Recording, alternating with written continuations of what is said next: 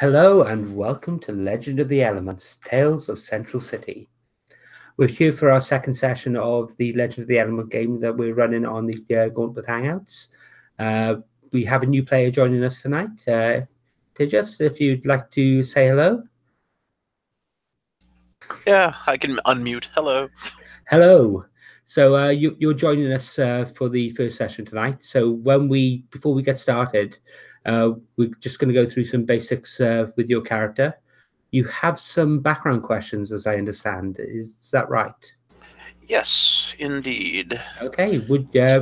Before we start, I'm going to ask the other characters then to go through and give the quick 2-minute pitch of their character, just so you know who everyone is and what everyone's playing. And at that point, we'll then address your background questions. One thing I am going to say right at the top of the house is we are playing on the Gauntlet podcasts, and we are actually using certain safety tools. We will be using the X card tonight. So if we do come across any problematic material or things people are uncomfortable with, if you make an X with your hands, or alternatively, if you post in the actual chat, at that point, we'll stop the game, we'll back off, and we'll redress the situation and reframe it and move on there without the problematic material. So we'll go left to right. So we'll start with Ellen. Ellen, can you give us the 2-minute pitch of your character? Kaneko is an old woman, and she has grown up with Paisho and his ex-wife. Paisho actually had the hots for Kaneko, and she wasn't that interested. So there's a bit of rivalry between Kaneko and the ex-missus. Kaneko is patient and wise and tries to help her companions use restraint and not go into situations fists flying. Okay, thank you, Ellen. Next on, we will move on to JM. JM, can you give us the 2-minute pitch of your character, please? Okay, Haru is an earth shaper and a mountain of a man. He's about 7 foot tall and really big, and he has a bit of I wouldn't say anger issues, but he's kind of stubborn and doesn't always know how to act best in public situations, and that has led Kaneko has been trying to lead him to a more respectable path and to be more friendly to others. Okay, thank you very much. And finally, Lloyd, can you give us a 2-minute pitch of your character, please? Hello, I am Soja. I am the brother of Paisho, younger brother, who is not in line to inherit the crazy cool sword that we get, the jade cutting saber that can pierce the heavens. That is in our line. He is also just a scholar who is interested in the seismic activity of the earth. He now finds himself the apparent heir of the sword if his brother is actually dead and is not quite sure what to do. Okay, thank you very much. And finally, Tejas, sorry, would you like to give us the 2-minute pitch of your character, please, before we do the background questions? Yeah, so I think that Hayakusho comes from a small town that mostly has really more of a village than anything else. Does a lot of pottery or mining, depends on what side of the industry you're in. There's a small brickyard, a small clay mine. I don't know if that's the right word. But they bring it in from near a river. They bake it into bricks. They use it for pots. He was apprenticed to a potter, but he's sort of a hothead and has a tendency to break things more than he ought to. He's not the sharpest guy out there, But at the same time, as much as he's quick to anger, he's also willing to, let things go. And as much as he's not real quick-witted, he can come up with some pretty clever insights and things like that. It says, backstory-wise, you owe somebody big and have sworn to make it up to them. I feel like perhaps Haru being big and dependable maybe at some point was in the village and just, some sort of accident that Hyakusho's just hijinks caused from him losing his temper. It was Haru that sort of was the person who prevented it from going totally awry. I have a feeling that quarry, that was the word I was looking for, a clay quarry.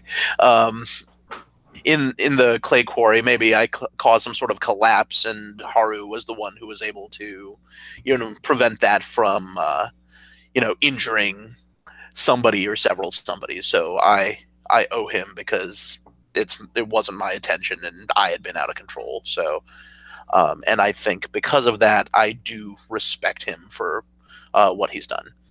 And then my second backstory, it says, what did you and blank each swear that has brought you so close together and earned your mutual respect? Between Soja and is it Kanako or Kanako? Kanako. Okay. Well, do you guys have an idea?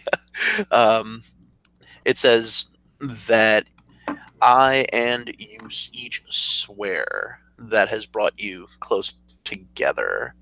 There's one thing that I have to add here. If you are swearing something, that would actually be classed as an oath in the game terms. Okay. And I would ask you to record that on the sheets. So if we could set out what that is at the start. Oh, actually, I was thinking, now that I've had a moment to actually think it through, maybe with Soja, maybe I've also sworn to find Paisho. Just I'll because take it. with my story, I'm thinking that, I'm here to return something to him. His, family lineage, son or old student or whatever, was so important in our village, and our whole village owes him. And so to come back and not find him, but to find his younger brother also looking, I feel like I would have quickly sworn an oath to say, yeah, I will help you find him. Okay. I'm fine with that. This incident in the quarry, you're returning something that belonged to the swordsmaster that was trained by Paisho? Yes. Are those two facts linked? Yeah,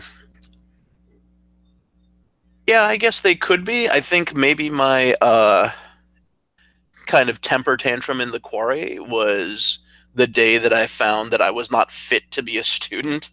Like people go in and they do their, little fight club stand on the doorway and hope to, get in and what have you. And I just wasn't the temperament to, get in. And he knew better than I did. But at the time I said no, or I just wanted to be in because fighting just seemed such like a powerful, amazing thing. And, he kind of wanted to save me from myself, but at the time my temper tantrum was a result of me not getting in. So how did the student die? I was thinking that there was a duel, and I don't think it was a duel like a master coming to challenge another master. I think it's more like some sort of gangster had come into town and was trying to, financially take us over for whatever reason our, small businesses could support whatever it was that he was trying to do. And so he stepped in. We were dealing with minions. We were dealing with bullies. And he, basically called the guy out socially in a way that he could not avoid. challenged him to a duel.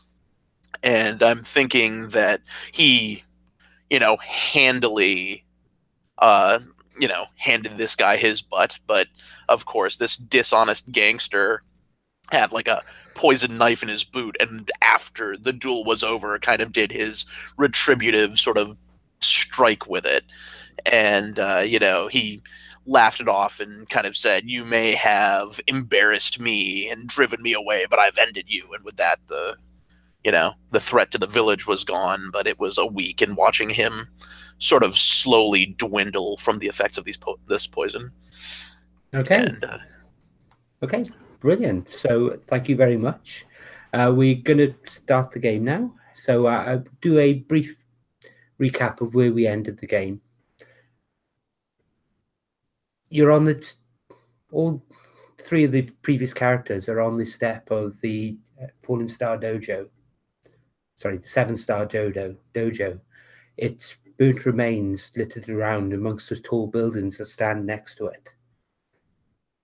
As you look around the area, there's all sorts of green growth and life and spring growths, and there's greenery and color everywhere where you look.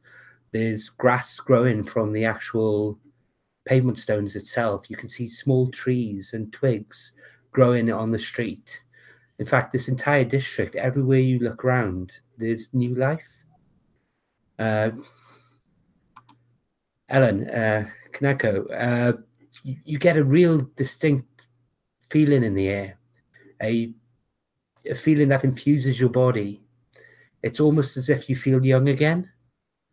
And you can hear chattering and laughing in the distance. And when you turn around to look, you don't see anything there. You can hear children running in the street, but as you look around the district, there aren't many children to be seen. The dojo itself has been burnt down, so there's nothing but the burnt timbers remaining. You can see that there's sections of it, and you can see the garden the small garden at the back with the servants' hall, which looks relatively intact. And in the center of the garden, there stands a shrine. As you walk through the dojo, you feel it crisp and crush under your feet. What are people doing?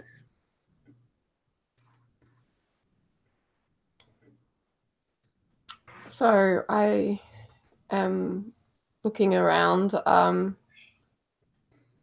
I am drawn to the shrine because I feel there's some sort of spirit doing some magic here, considering the state of the place. That you shouldn't be seeing any life. If anything, there should be life ebbing away from whatever evil came and did this act. Okay. So you approach the shrine. What I'd like you to do is I would like you to actually roll plus keen, and I'd like you to roll observe carefully.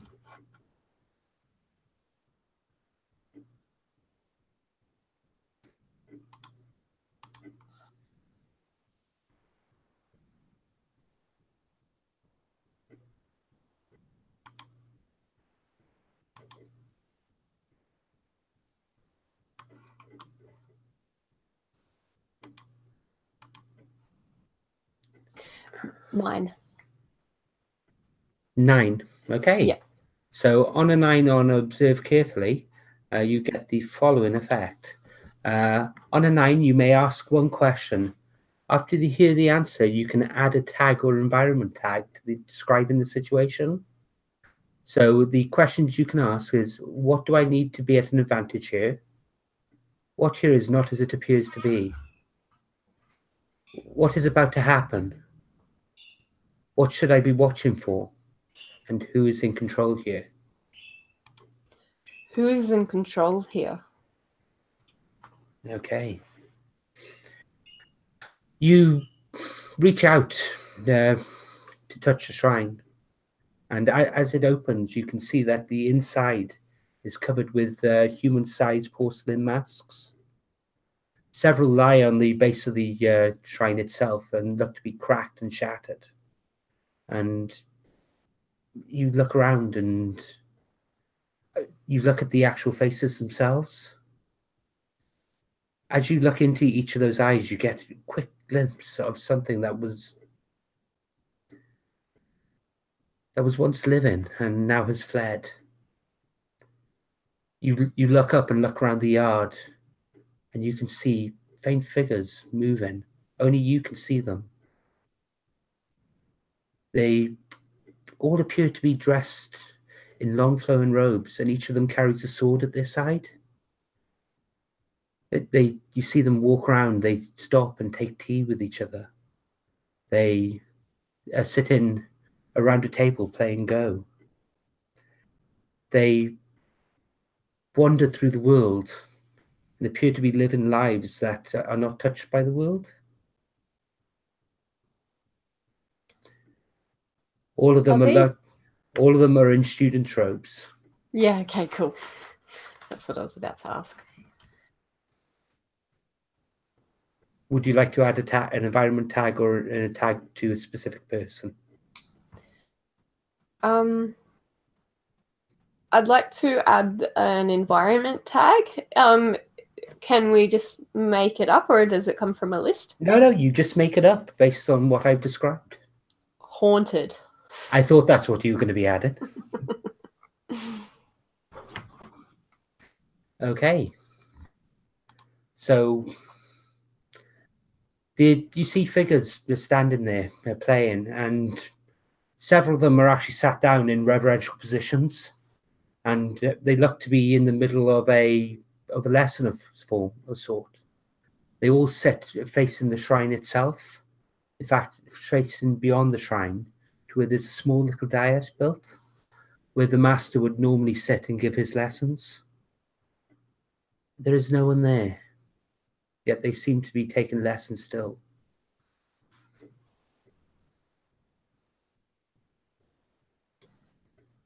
I can do it later, but I was thinking maybe like an astral projection to have a conversation with one of the students could be good, but don't want to dominate first up. Okay, by all means. If you want to move on to the next bit, then okay. So as the rest of the characters are looking around, what do you do? I'll come to you in a moment, Tejas. What part of the town are we in? What You're in the district of 7 stars. Sorry, you're in the district of Fallen Stars. I do apologize. It's basically a district of tea houses and small merchant shops. Okay. How does that compare to like the layout that you sent in the email with like Cinder Hill and the Airy? You're on the border of Cinder Hill. Off in the distance, you can actually see the large Air Nation temple on the top of the skyscrapers with the Airy that appears to be in the city centre. And you certainly know that there appears to be an underground settlement nearby, as is a train station, subway station in the district itself. So I want to go to the temple. You said it was burnt down, right?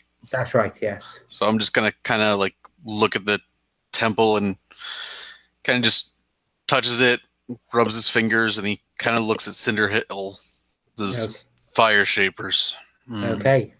As you rub it together, you get a very familiar scent. The wood reminds you of something, but you're not sure what.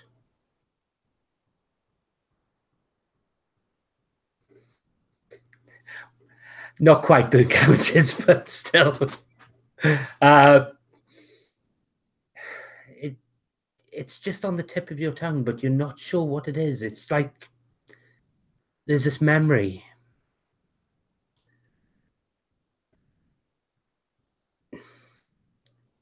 You can feel an unpleasant feeling in your stomach. almost as if you've been here before.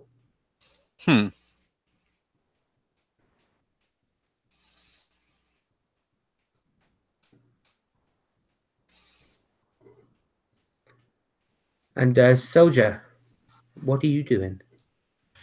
So you know where the master sits near the shrine? That's right, yes. So Soldier has got the book in his hand and he's breezing through it. And for a second goes to sit there. Then he sort of catches himself, like subconsciously. Then he moves and he sits to the side of it. Because in his head he doesn't, he automatically does it without thinking about it. He sits to the side of it and he's just like sat down and he's like focused on the book and he's going through the pages trying to find something. Okay. Anything that'll help him find his brother. Okay. In which case, then, what I would like you to do is I would actually like you to roll. I'd like you to roll observe carefully. Okie dokie. Time for that. Double snake eyes. Whoops, I pushed my 6 plus 2 is 7, 8. Okay, so with 8, you can ask one question. All right, I got one question to ask to save the day. Let's do this. What do I need to do to? What do I need to do? Be at an advantage here. What here is not as it appears. What is about to happen? What should I be watching for? And who is in control here? Looking at the evidence around in the book inside here, I need to know. He must have had someone or something that's connected to it. I may not be able to get a place, but I should be able to get a name. So the question I'd like to ask is, who is in control here? Okay, so reading through the book, you notice several mentions of First Flower of Spring, how her training has come on dramatically, how her swordsmanship has improved dramatically, how she has gone out into the neighborhood and started helping the local folk, and how she has started taking over several of his duties as his health fades. He talks in great length about his student. He also talks about a fight that she got in with. She got in with several members of the local constabulary after there had been attempts to buy out several of the local merchants and take their buildings as their own. So he makes a note that that Magistrate Wei, sorry, my mistake, Mandarin Wei, appears to be flexing his muscle again. Mandarin Wei is different from Officer Wen, right? Just double checking. No, that was was Magistrate Wen. Sorry, that was Mandarin Wen. Gotcha. Same person. Got it. Yeah.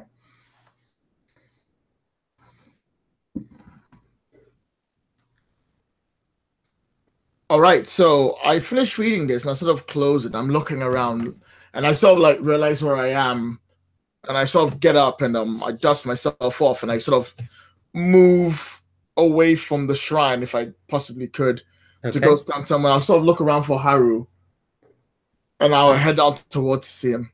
Okay, and Tejas, you've journeyed a long way to get to the city.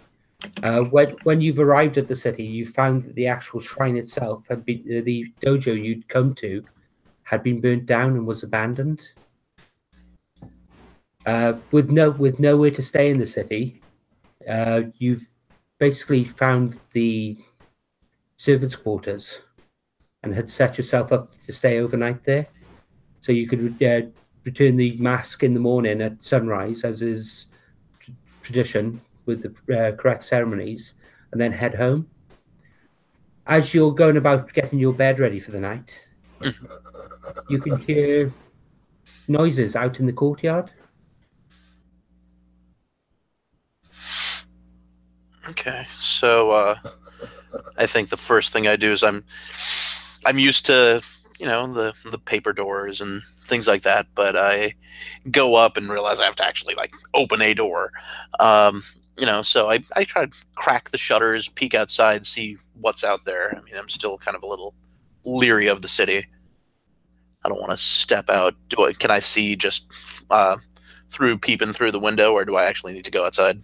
No, you can just open the shoji jaws slightly and basically steer through. Mm-hmm. All right. And I'm sorry, I was still filling in my character sheet. What is the noise that was out there? Was it what the others were doing, or? Yes, you could see 3 figures standing out in the actual courtyard itself. And I guess I recognize 2 of them. That's right, yes. At least. So, and with the 2 that you recognize, there appears to be a little old lady in very traditional dress. Am I surprised to see Haru and Soja together?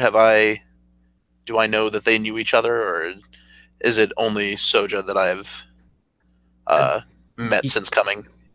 You can decide that yourself. Do you know that they know each other, or are you unaware that they've actually connected?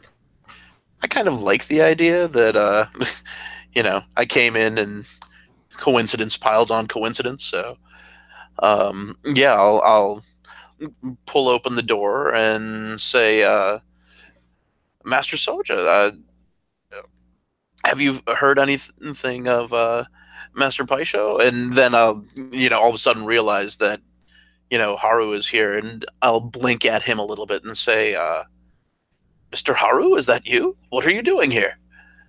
Hayakusho! And I kind of... Good to see you again. Yes, and you, my large friend. I had not thought to see you in the city on this trip. What are you doing here? We were summoned to speak with Master Paisho, but that is proved to be impossible. Yes, I know. Most troubling, and that is how I've made the acquaintance of Soju here. Hello. Hey. Me. Focus on me for a while. Me. Hello. Me. Pay attention. Like, first up, I saw him first. I point to Haru. Like, saw him first. Back off, Haru. Secondly, how are you doing? I'm okay. I was just settling in for the evening. I don't know. I'm still jumping at the noise of the city. It's so much louder than, back home. Hey, baby. I understand. Is it all right? I understand that I know we promised that we would find him together. Is it all right if I ask you a few questions? Yes. You know what, though? Out of character, I might need just a moment. I'm sorry. Go tend to your cat. Go tend to your cat. I'll tend to Haru. I'll be right back. Okay. I say, pardon me just a moment. I would love to talk, but suddenly the chamber pot calls me. Teja, can you give me a roll plus fluid for child bending, please? Yeah, I'm about to fail that roll. Pardon me. Go. Sit in a minute. So I go towards Haru and I'm like, Haru, I don't know who this flower of spring is that my brother seems so obsessed by, but she's all over his book. That's all he seems to write about. Maybe she's supposed to be his next new big disciple. I don't know. I didn't decide much about that. I don't get to decide much things these days. Apparently, all I get to do is watch the adults talk. Still mad. Do you know? You are an adult. Don't start with me. Not you two. I can't deal with Fallen Snow saying it along with you. Do you know where I could go to find people who tend to go from places like this? To go from places like this? I don't know. Must be some kind of big badass fighter bar or there are Kung Fu experts tavern. Place where where everyone gets together, they sit on their chair and they're all drinking tea, but they all look at each other like and any second now someone can start a fight, so everybody draws weapons and everybody's a master of the craft. One of those places. Soja, take a breath. Kanako, my brother is missing and my home is burnt down. I understand I think I'm allowed to panic a little. I don't want to take a breath. I want to find them. There is fire here. That would make me think we should go to the Cinder Hills. Before we rush off into Brawler Bars or Cinder Hills, You might not be in tune with this as well as I am, but we're surrounded by the ghost of the students of this dojo. So have some respect. Oh, not this again. Wait, Yes, the this students again. are dead? They're all dead. They clearly perished in the fire. I don't think the first flower of spring is here. She went missing before this incident. I sort of take a breath and I sort of walk towards like one of the paper doors, at least the student area. And I sort of just go inside and just sit down and just quietly just contemplate. Okay. Can you roll to meditate then, please? Oh, yeah, sure. That's plus natural. Yep. And my natural should be pretty low because I'm not really a meditating kind of guy. Let's find out what it is. Oh, it's not that bad. I'll take it. Okay, what did you get? No, I haven't rolled it yet. Oh, sorry. I was looking at the stat itself. Boop, boop, and re-rolls. Oh, okay. Boop, boop, roll selected. 7. Okay. Okay. So what are you meditating on?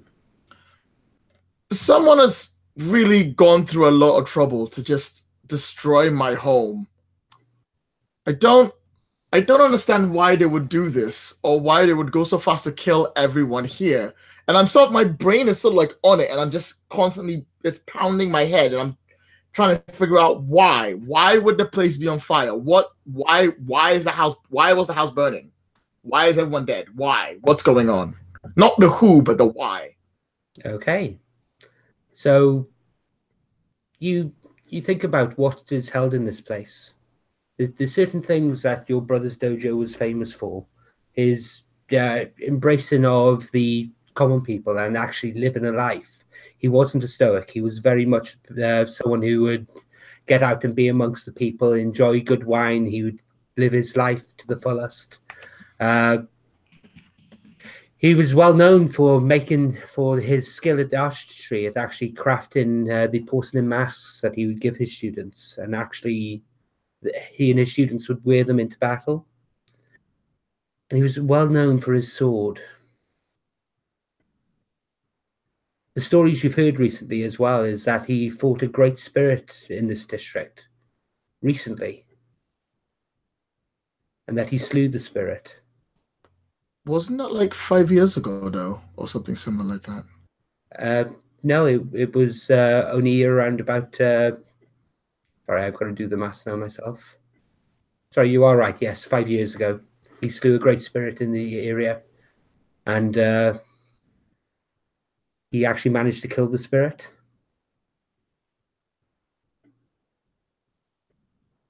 But he killed it with the cut-in saber that he has. That he was well known for. The saber that, like him, is missing. All right. So I don't say anything at the moment because I'm still in a little bit of shock. So I'll keep this to myself until after like I sort of come out of it.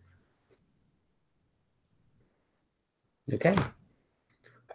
Okay. I'm going to need to lie down and a few moments. Haru, you know the drill. Watch over my body while I am not in it. I would like to go talk to these students. Okay. Can you roll for your, almost said out-of-body experience, but can you roll for your astral projection, please? Plus natural.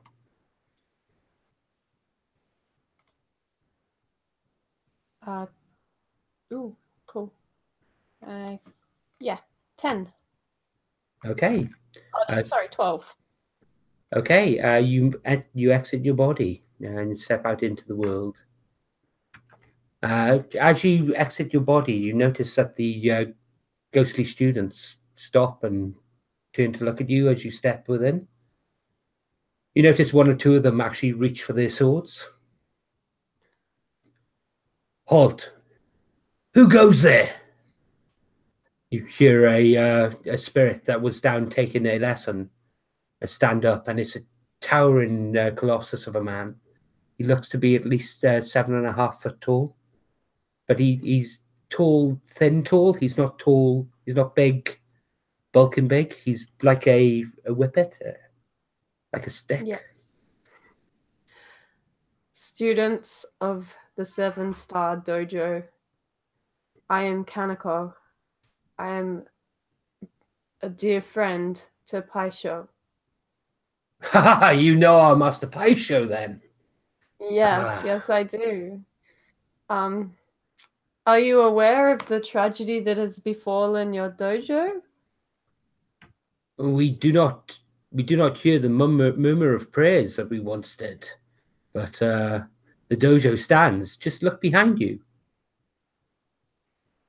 I'm sorry to tell you this, and my dear friends, but I am seeing you through my spirit walker,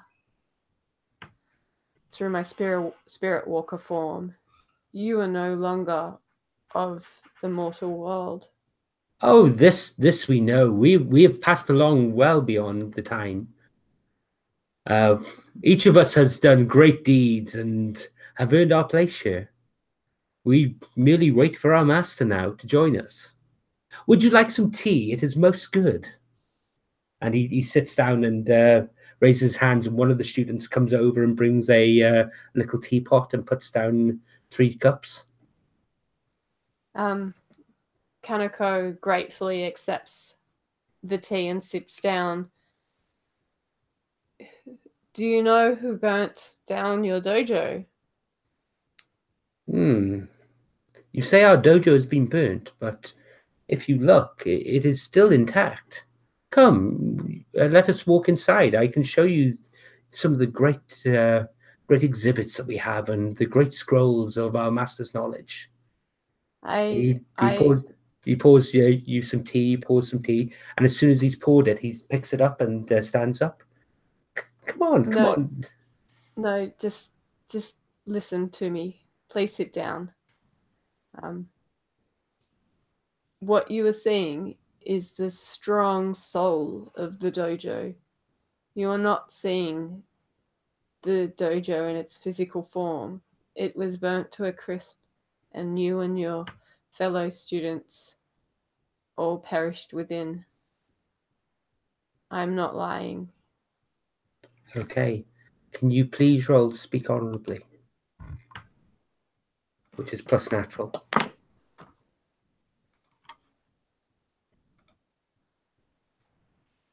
7 + 2, 9. Okay. So 9. You get what you want, but there are immediate and troublesome strings attached. What is it you want in this instance? I would like the spirits to gain some awareness of what has actually happened, so that they might be able to help us solve some mysteries here. Okay. So the spirit picks the tea up to his mouth and stops.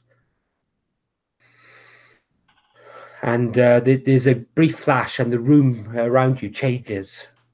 Where once there was the pristine yard, there is now flames and fire. The students all react. Their clothing is covered in fire. They start up. They try to pat it out. And you hear a roar from the dojo itself. You see the students drawing their weapons, and as you turn around to look, there is a giant serpent of fire sitting within the dojo. This is not a natural creature. This is not a salamander. This is very clearly a spirit. You can see it dive into the dojo, and as it moves, these students around it burst into flame. And there's a quick flash, and the student's back there. And you can see his hand is shaking now as he's holding the tea, and the spiritual tea shakes out of the small cup he's holding. Oh, my dear friend, you have suffered such great tragedy. I hope that your soul may rest. And one day, yes, your master will be with you and teach you once again. But we need to find his physical form so that he might live out his days happily. He was taken from us. Who took him? He was taken by the fire. He was taken by the fire. Away from the dojo or in the dojo? Away. Thank you so much for spending this time with me today and sharing your tea. You should sit and meditate at this shrine and gain some peace. I hope so. Why are our masks in the shrine if we had died in the dojo? I'm not sure. That is one of the mysteries I'd like to know myself. Not everyone perished. The master's dear wife, she's been able to clean up in some respects.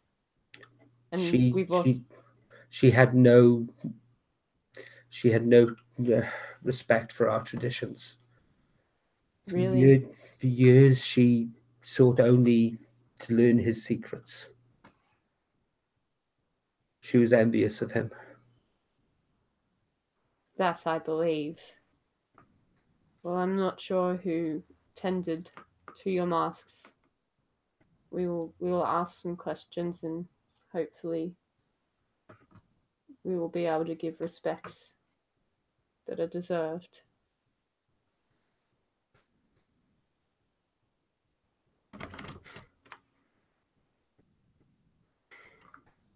And you feel yourself drawn back to your body. Woo! And I think I would give a brief recount to anyone who was around, so I could share those ideas before they faded from me. Okay. So everyone's back in the room. Not dead? Not that we know of. He was not massacred here, and I believe he was taken by the fire spirit that I saw.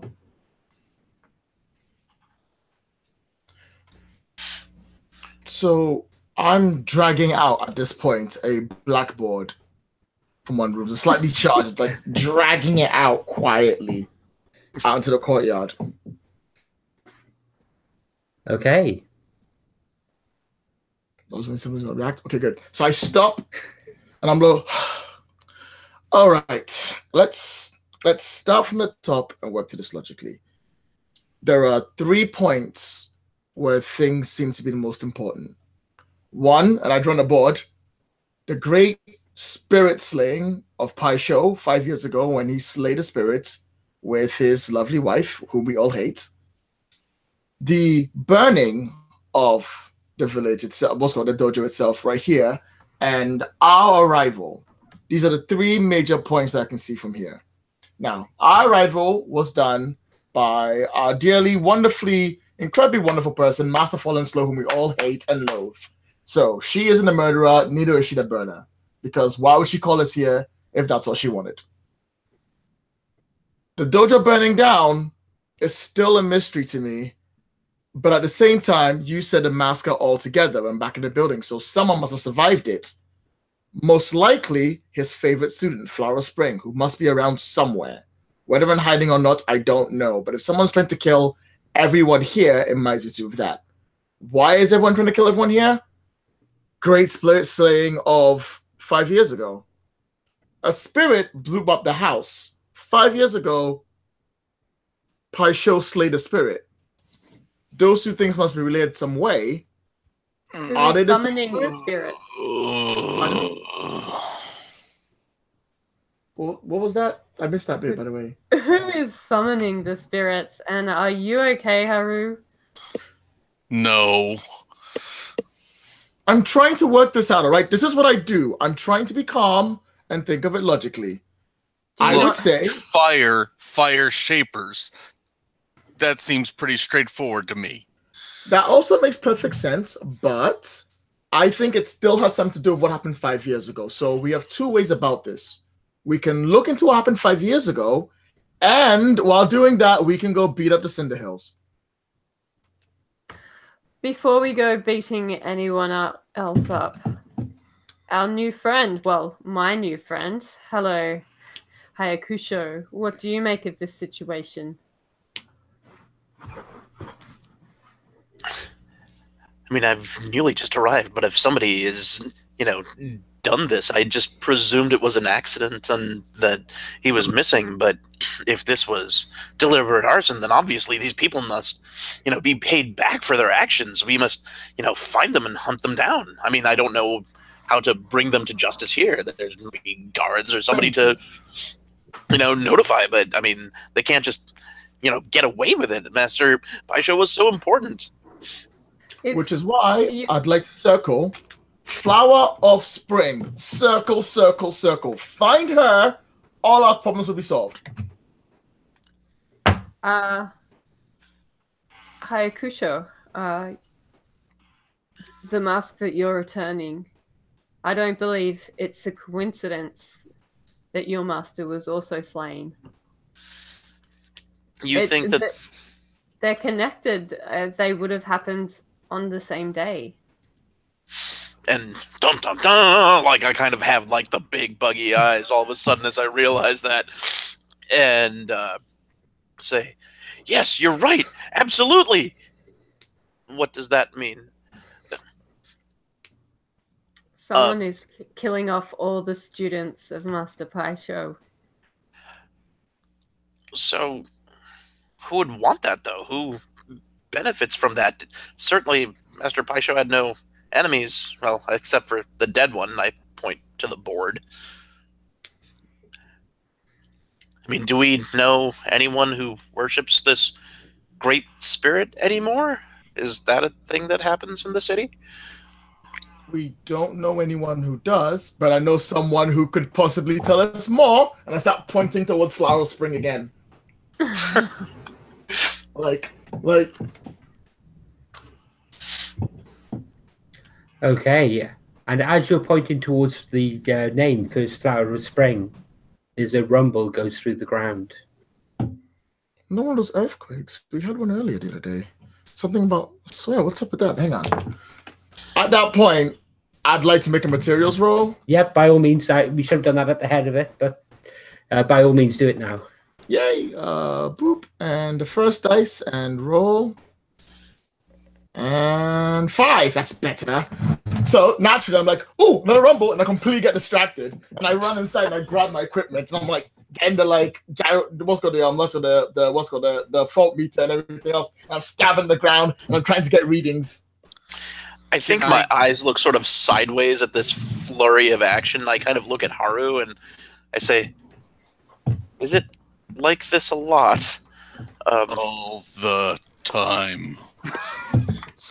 Maybe there's a place we could get a drink and ask people if they saw something. I look around. What's around the vicinity of the dojo? I mean, like, is it like in a? I'm assuming it's in a neighborhood, but yes, it's basically in a small mercantile neighborhood. It's a lot of it's basically boutique shops and a lot of tea houses and restaurants, and it's not the normal area where you normally expect a very high-ranking martial arts dojo to be found. I could use a cup of tea. That one that I had in my Can I spirit get- form didn't cut it. Can I get any kind of feeling or anything from the earthquake just through my earth shaping? Okay, could you roll? Observe carefully, but could you roll with plus solid in this instance, please? Sure. So observe carefully plus solid. That's my +2. So that and that, and re-roll. Okay, so 6, 7, 8. Okay, so you can ask one question. Right.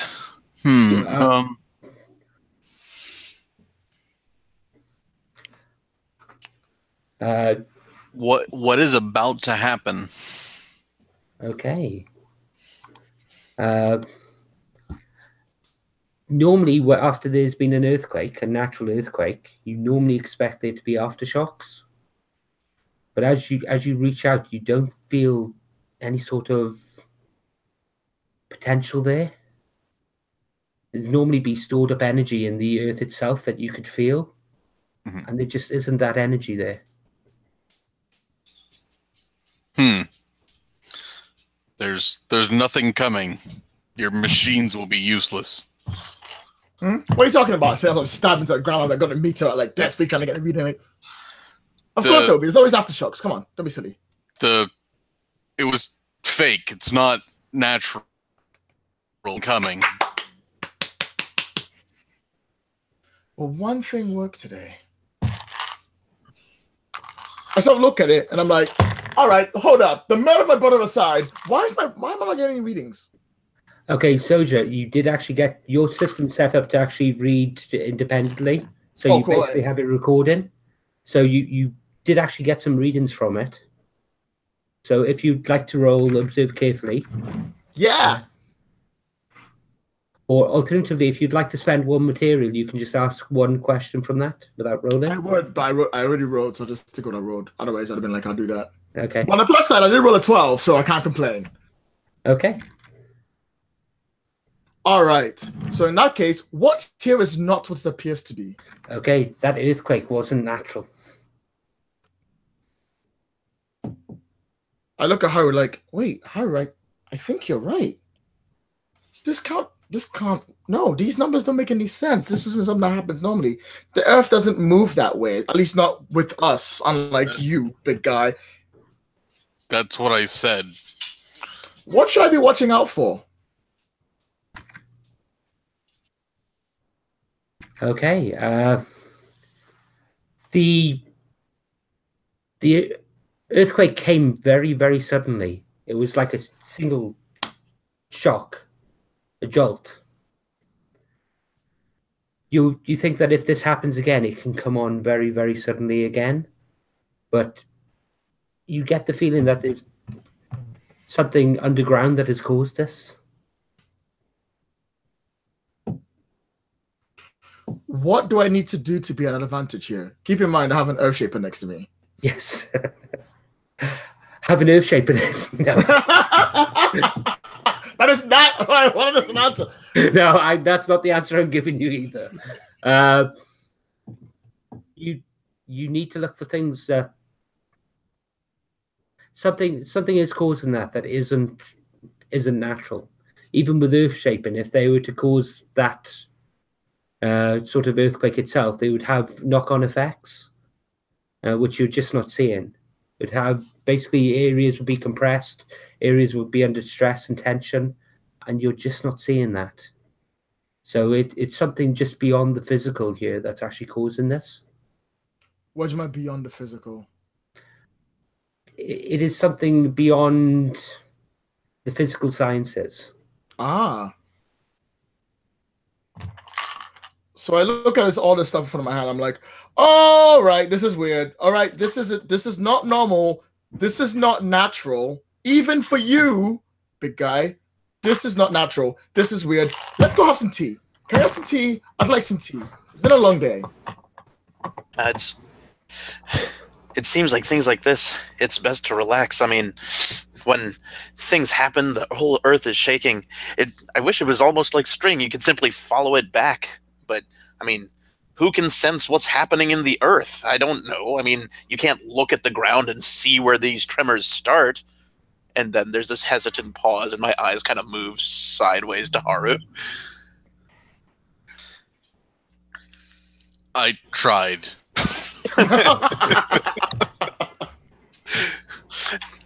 I wonder if we have any earth spirits sleeping uneasily. Maybe if we went to the there's lots of towns underground and a subway system. Maybe we can find Point of order, people. I know we all care about the earth, but my brother is still missing. Isn't this supposed to lead to, well, don't know. That's what I thought. Can we focus on finding my brother first? I'm sure the earth will still be here when we do. Now, let's go have some tea, calm ourselves down, and then we can all do what I want to do, which is go find a flower spring. Deal? Thank you. Finally. Glad someone listens to me, like my own goddamn family. Okay, so what's the plan? Have some tea, because Kaneko asked for tea, so we're going to have some goddamn tea. Okay, so you go over to, you cross over the road and you see that there's a tea house. It looks to be quite nice, down called the Wandering Blossom Tea House. There's several people sitting outside. There's a few Water Nation folk that look to have been doing deliveries in the local area and have stopped to actually take in and relax. There's all sorts of people from the different nations that make up the city. There's also a few people that their clothes are a bit rugged. They're a bit not as clean as you'd necessarily expect in the establishment, and all of them are quite thin. And there's at least 3 of them sitting around a table outside sharing a cup. And as you walk towards the actual tea house themselves, they look up at you and then look down to the cup again, look down to the teapot again as you wander into the tea house. You're met at the door by a very thin, tall man with a big bush of brown hair. Ah, hello. Would you like a table? Yes, please. Yeah. So no, you go. How should I go for? How many are you seating? The 4 that you see here. Oh, and very good. If you'd like to come in, he bows low, and it's a long distance for him to bow down, given how tall he is. And as he bows, his big mop of hair basically goes forward and back, and every time he turns his head, it's flowing left and right, and it seems to have a gravity of its own. Oh, I'm Wandering Blossom. I'm the proprietor of this place. Oh, please, come in. We don't get much passing trade these days. Would you like a seat? What would you like? Can I take an order? He whips a little notepad out of his apron and pulls a pencil out of his actual big mop of hair itself. I believe she said tea. Yes. You don't know. What would you like to order? A large pot of your finest oolong. Ah, very good. And then? My friends, do you want anything else other than tea? No, just tea's fine. Tea's great. Love tea. Tea's fantastic. More tea. Tea. Simply. And can we have half a dozen lotus blossom steam buns? Thank you. Oh, of course. Oh, wait, hold up. You wouldn't happen to have any muffins, would you? Oh, yes. I have the most lovely fireberry muffins. I'd like. Are you sure you want this? I look at Kaneko in the whole of like, my brother may be dead and my dough just burnt out look like. Okay, give him the muffins. Very good. Okay. So he puts the notepad back. He puts it into his mop of hair.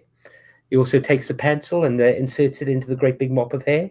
It's like a giant bag of holding that he seems to be pulling things out of it all the time. And... oh, very well. Okay, I'll be back in a moment. He seems really energetic.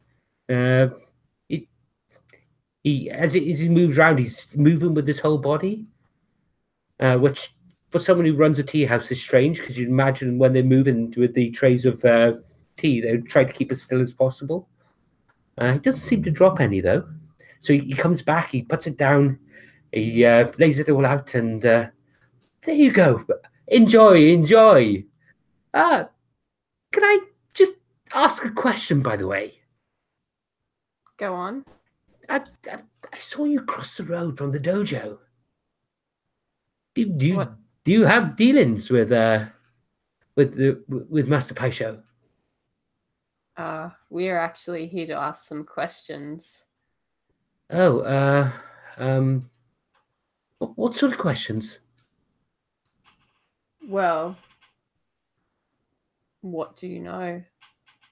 Oh, well, when you mix fire and water, you get a lot of steam. We're not here for proverbs. Oh, no, that's just a practical thing. You don't dump a load of water on fire. You just up in your face. What do I know about that? I really miss the master. He was in here all the time. Possibly my best customer. Trader's dropped off a lot since he's gone away. Mind you, the breakages have gone down, which is a plus side, but oh, you look... He turns to Soja. Oh, you look a lot like him. Haven't I seen you here before? I have that look of everyone else. Don't worry about it. Don't.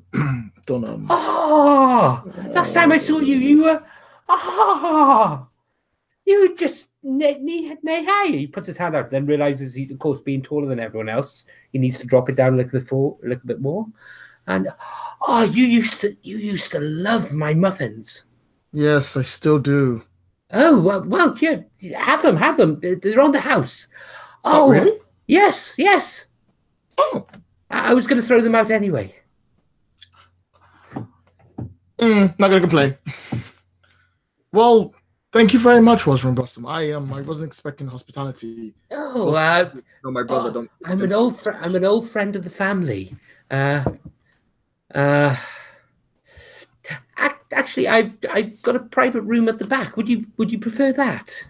He looks actually around. We really would. Thank you. I appreciate that. Okay, and he stands up. He gets the tray. He puts the teapot on it. Do we need a room? Don't we have better things to be doing? Oh, I would just like a moment just to recollect, so then we have just some tea. Some of the things we might discuss are of a sensitive nature, Haru. Please, on my side this time. Please, can you keep it down until we're in the room? He turns to look at outside, and where there was the three the three Fire Nation folk before, the refugees. You see the tables empty.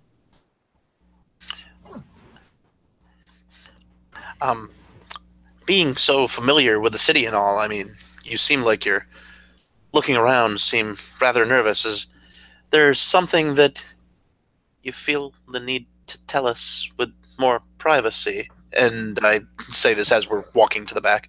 Oh, no, not at all. I just think with a good tea like this, you need to take it in the right setting. Well, I look at him kind of, straight on and getting just a little... Now, look, sir, you gave us a lot of, whatever about water and steam and, makes it sound like there's not much you can see, but you seem like you're in the perfect position to see a lot. And, as soon as we started talking, you seem to want to hurry us out of here. And it's not that I, want to accuse you of anything, but it seems like perhaps you just need the right opportunity to, be able to say what you want to say, because we're trying to do right by all involved. I mean, look at the place; it's ashes, and I have things that I need to return to a man's brother who's gone missing. If you've got anything that you can say to help us, please do so. I mean, we could use the help. Okay, can you roll to speak honorably, please? Sure. Oh, it's a +1 either way. Okay. Oops. I think that is an 8. 2 + 5 is 8. Okay. In which case, then, can you say what you're trying to get in this instance? I just feel like even if he doesn't know anything about what happened specifically at the dojo, he's being weirdly cautious about what we're talking about and trying to hurry us out, and it seems like he was looking back. So is there something that he's worried about, people overhearing us? Is there something that he feels that we are causing a danger? Okay. With our presence or our words. He gets you. He basically shoos you into the back room, closes the door. You need to be careful. There are people watching this place. Well, who's watching it? Why are they watching it? I mean, what's to be careful of? People walk by all the time. Yes, but for the past week, I've had members of the Rolling Thunder Triad take a table here. And those gentlemen out front, they were the Rolling Thunder Triad? Yes. There's been a lot of trouble between them and the law recently. I mean, why would they be watching you? They're not watching me. And I look up like I get the implication, and then I don't. Then who are they watching? Where did you just come from? Seriously? We've just encountered the Mei Ling. Okay. Wait, you said they're called the Rolling Thunder Triad? Rolling Thunder? Yes. And I look at the rest of you and say, didn't you say something about there being a lightning shaper? Yes, you were lucky enough to avoid that encounter had you met us earlier. Oh, I'm certain I could have, like, yeah, and, wah, but probably not, actually. But I don't know. It seems an odd coincidence that they're called the Rolling Thunder and you had to deal with lightning and they're here if they're got an untoward interest. Yeah, they're from the Rolling Thunder Triad. Oh. Wait, Yeah. You mean the lightning shaper was from the Rolling Thunder? Yeah. Oh, I'm sorry. I didn't realize that. Yeah, no, you wouldn't have. But that's okay. You know now. And you're lucky that you don't know more of them because we almost did not survive. Oh. Because I was I was all right. I was all right. I was going to be fine. Well, I would have been fine. Just letting guys know. Carry on. Shh. Well, I mean, maybe we need to speak to some of them. And, I mean, when I say speak, I mean Haru should hit them with his fists. Oh, no. You please don't. With how things are between them and Mandarin Way, this place almost breaks. There's almost war on the streets at times. There's connections with the legal framework and this gang. We barely got out alive from our encounter with a small clan that just happened to be on their way into town. We can't just go into their into their homelands and threaten them, that No. would be death for the entire city. It would be like an explosion. It would be worse than that volcano, Haru. They have a nightclub in the middle of Cinder Hill, in the old district before the refugees came. It's called the Dancing Dragon.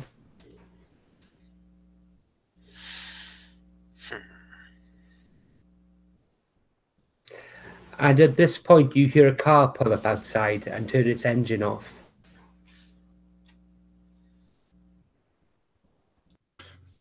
I go, this is all well and good, and I'm pretty certain we're not going to find ourselves in any shape or form going after lightning throwing mafia people in a nightclub, because that would be suicide. That aside, I'm looking for one of the apprentices. I don't, of course, I don't register the car in my head. I'm looking for one of the apprentices that may still be around from Pi Show. Do you happen to know who Flower of Spring is? First Flower of Spring? Yes. Oh, yes. Apparently long hair, really beautiful, loves the public, local hero. She's a dear friend. She went missing the same night. No one's found her either, huh? No. Oh, thank you. We thought her lost, but bing bing, the bell goes outside. Oh, I've got other customers. If you can give me a few moments. No problem, it's fine. So he goes out. He bows to you. He bows to you. His hair doing the entire flippy thing the entire time. He closes the door. You see his hair's been caught in it. As he yanks his head back, the hair disappears through it. And he goes to serve his other customers. Your book didn't say what First Flower of Spring, what she was like. Was she a shaper of any kind or anything like that? Nothing about that, but my brother wasn't really concerned with what elements you could shape, and more about what you could do with this cutting-edge saber technique. It does mention here that she does have a lot of what's called hassle with Mandarin Way. So maybe going after the Thunders might not be a bad idea, but personally, I'm really not the kind of person that does well in a nightclub. And nightclubs aren't really my scene either. She says it's like she like holds her back. You hear a crash as cutlery and pottery hit the floor outside. Oh my god! I get up and open the door. Okay. Yep. As you get up and open the door, you can see that Wandering Blossom is lying back over his counter with a great big bruise on his face. There's a large man, a large burly man who you recognize with a black tattoo on his face that looks like burnt flesh. And he's basically holding First Flower down. Sorry, he's holding... Sorry, not First Flower. He's holding Wandering Blossom down by his neck. I'll run up and try and push him off. Okay. And I'll be like, I sort of go, Haru, all yours. Okay, in that case then, Haru, what I'd like you to do is I'd like you to commit open violence, please. Okay, plus hot.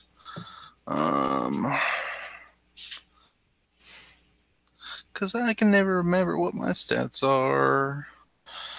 Okay. 7. Okay, so you get to choose one. You don't tag them. You're left in a disadvantageous position. Why don't we use shorter words? They're left open to your counterattack. Sorry, you're left over to their counterattack. So I get the other 2. That's right. So let's say I'm gonna leave myself open to their counterattack. Okay, so you come in, you get to put a tag on this towering brute of a man. Okay. What tag are you adding to him? I am going to. I'm just trying to shove him, so just knock down. Okay, so he is knocked down. Okay, so he falls to the floor, and You again? me again. And as he's on the floor, he basically springs up, and as he springs up, he brings his hands up, and they flash down with a burst of fire that bursts over you, forcing you back. So can you stand firm, please?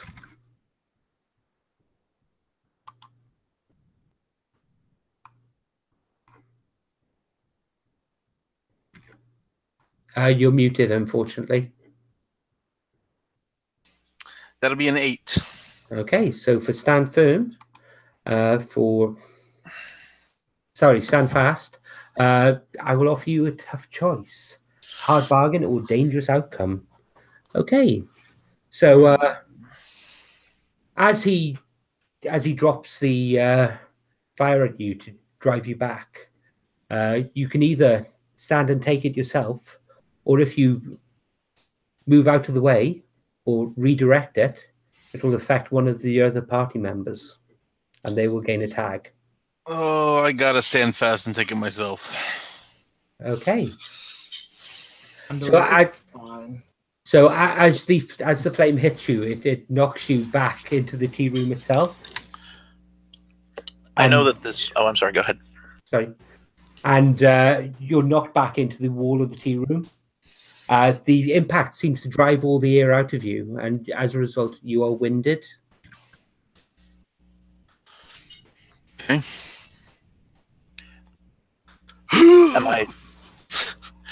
I see all this happen, and before I even realize what I'm doing, I've kind of grabbed up the teapot, and I say, "You mongrel! How dare you do that in a fine establishment like this?" And I am basically trying to crunch the teapot. Well, I was going to say over his head, but it might be up into his head since he's kind of bigger than I am. Okay, can you roll commit open violence? Do you have any? Actually, I'm not so much trying to injure him. I don't think I'm of a stature and, proficiency to really do that. I think it's more like I'm trying to splash, the hot water in his face and basically like get him with hot tea in his eyes, get him sort of roiling backwards so Haru can kind of like get himself, up, and also to get him away from oh my gosh, now I can't remember. What was the name of the proprietor? Wandering Blossom. Wandering Blossom. Get him away from Wandering Blossom, because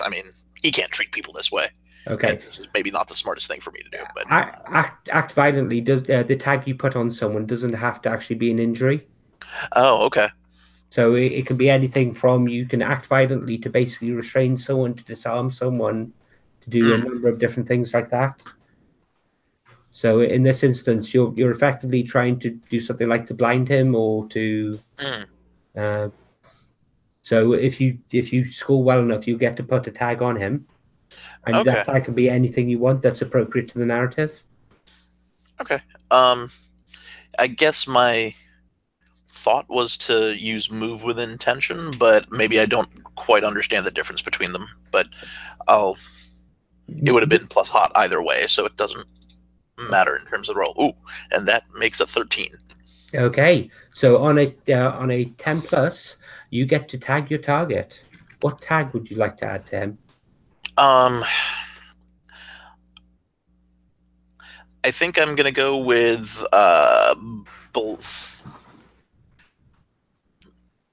let's go with blinded.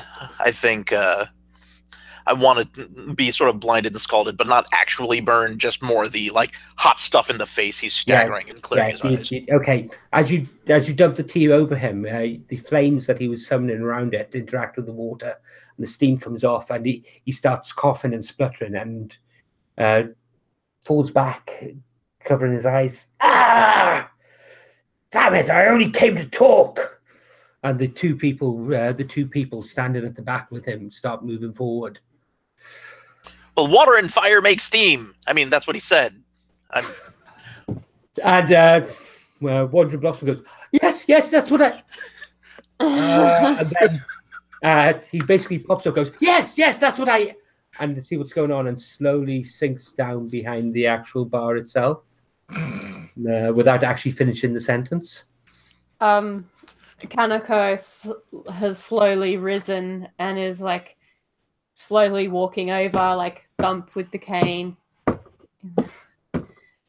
These hasty younglings, they do not understand the word talk.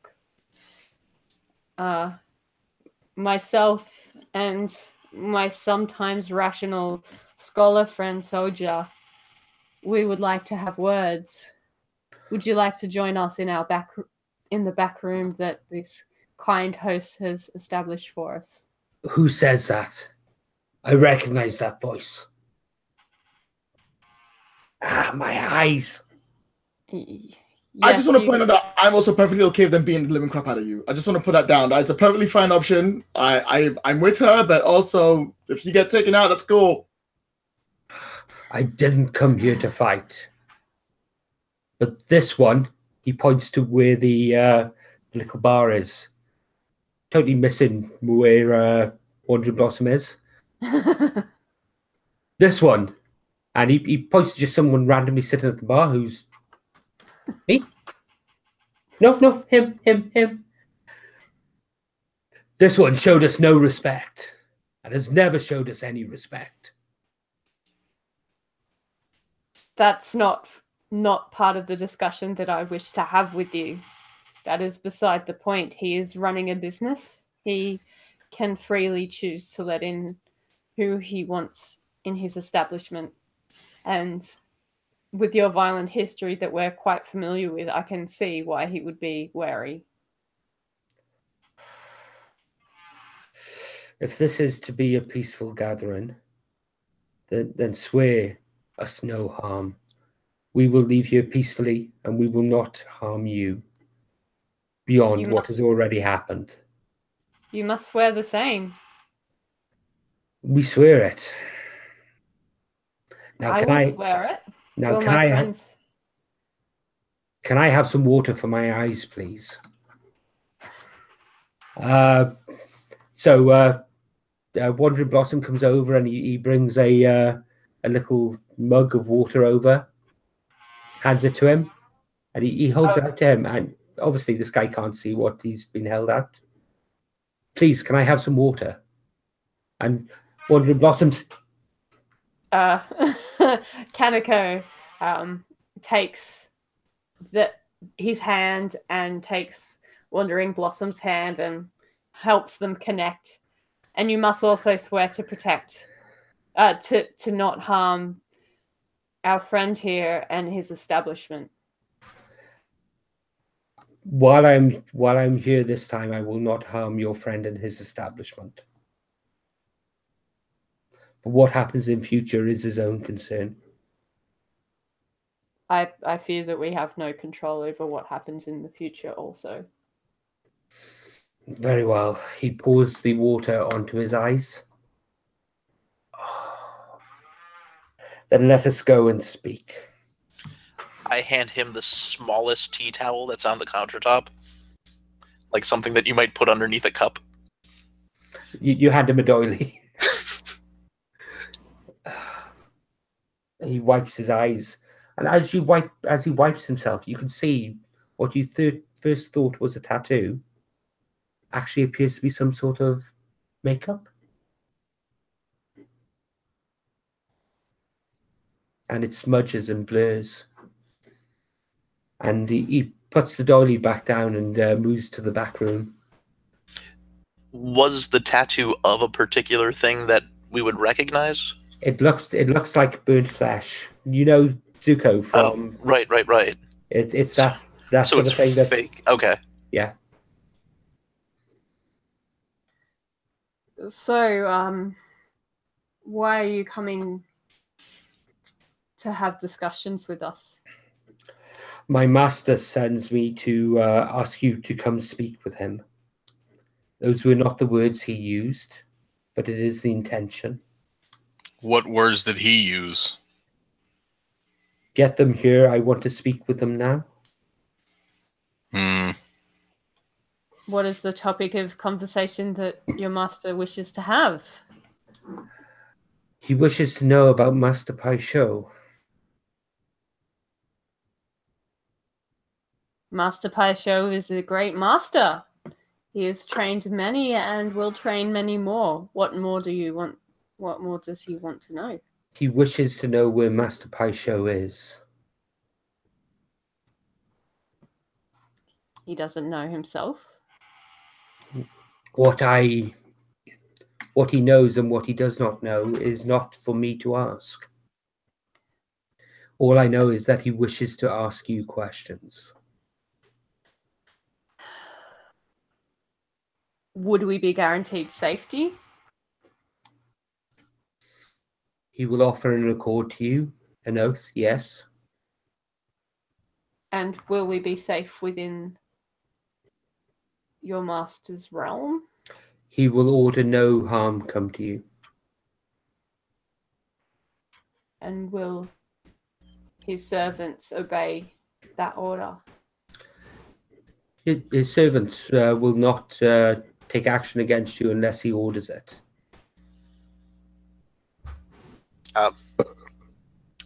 Who's your boss? Grandfather Thunder. Yes, I know who that is. You do not need to know his exact name. His title is sufficient. He is the grandfather of the Rolling Thunder.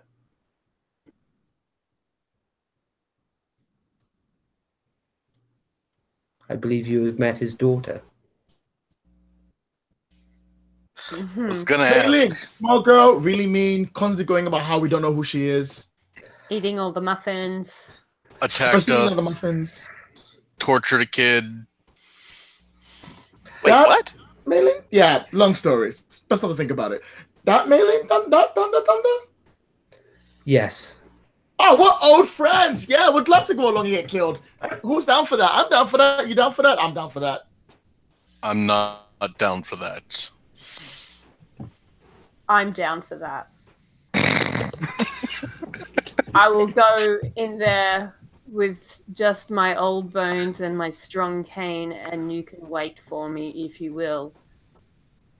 But if we go in there, we go in there with peace on our mind and questions on our mouths, and we will return safely.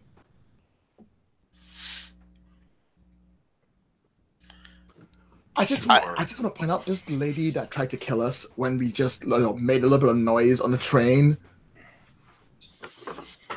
She Can we doesn't have a seem the guarantee? most reasonable sort. Can we have the guarantee that Mei Ling will not be attending this meeting? I cannot guarantee that, but she is bound by her father's word. She, Oh yeah, because she that's has- still the child. She has filial responsibilities, and when she is on her own, we must do as she says. But her father takes precedence in all things. Why does she Well, have to what- take care of horses?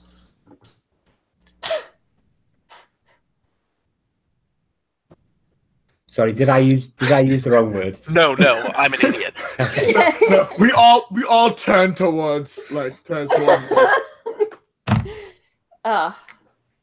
Don't mind him. Look, All right. I have an idea. Group meeting. Quick group meeting. Everyone together. Just a second. okay, please leave this room and we will discuss amongst ourselves. Very well. So he goes out. He goes to the door, opens it, steps out, and closes it. So you get it. Okay, Soldier. You get everyone together. You all stick your heads in. Quick group meeting. And you notice there's 5 people here, and Wandering Blossom is. Yeah. At this point, it'll be too weird to tell him he's not in the group meeting, so I'm not going to. I don't make it weird, so I'm not going to say anything. I'm gonna get together and be like, "Oh, all right. Wandering Blossom's here. That's cool. Just reach up and just the one hand on his face, push him away. Okay. Okay. Haru. Imagine the scene. You reach up, you put your hand on him, and as you push him away, the frame of the camera actually shifts to incorporate you, and he's now off frame.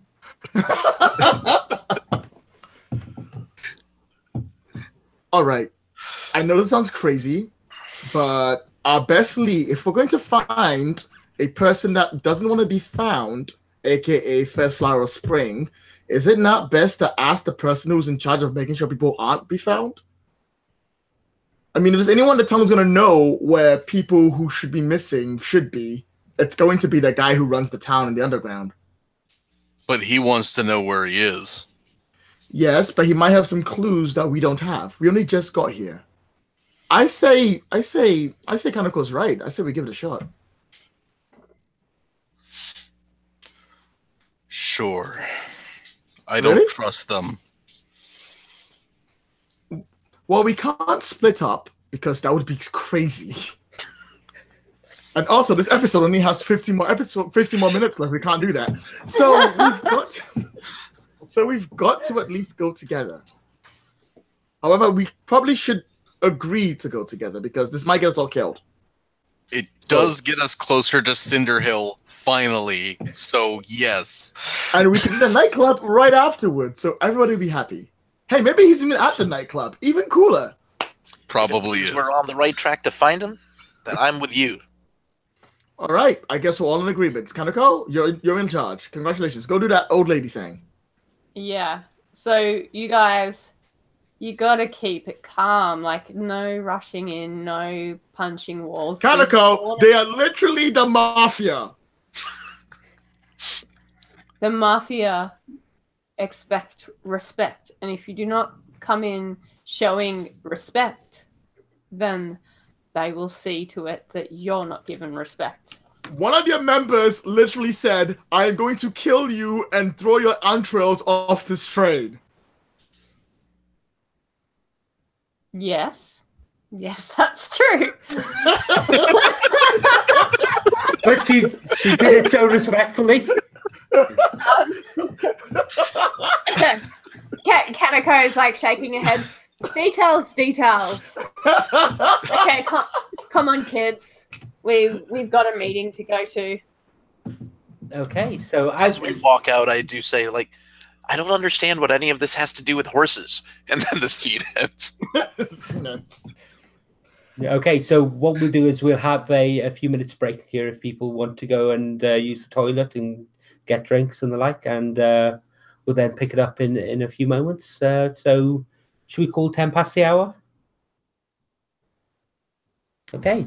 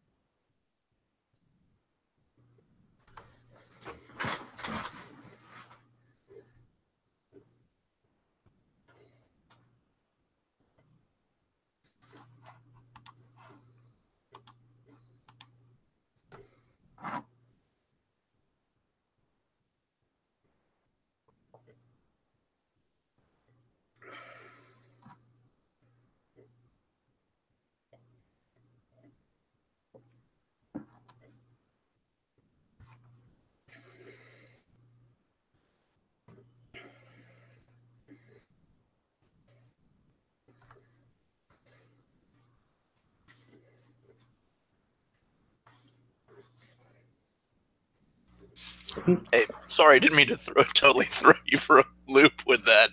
No. I don't have the best command of the English language, and I get words wrong occasionally. I insert one word when I mean in a different one, and I also mispronounce things all the time. So I got it fully. So I do get it. It's just took me a little while. It still took me a little bit to kind of figure out my character, so I was just trying to. I kind of feel like he's a dumber Sokka. Gone to the dumber Sokka level. That's my level. Take it. Wait, aren't you the scholar? Yeah. Yeah, the inventor. So Sokka's like one of the most intelligent people of that series. Like, it's incredible how smart he is. Yep. He basically, you know, the submarines that they use in the invasion and the actual the whole tanks that the earthbending tanks that they actually have. Mm-hmm. That's all him. Oh wow! He actually came up with that concept. Also, he can read maps. Which is very important. Yes.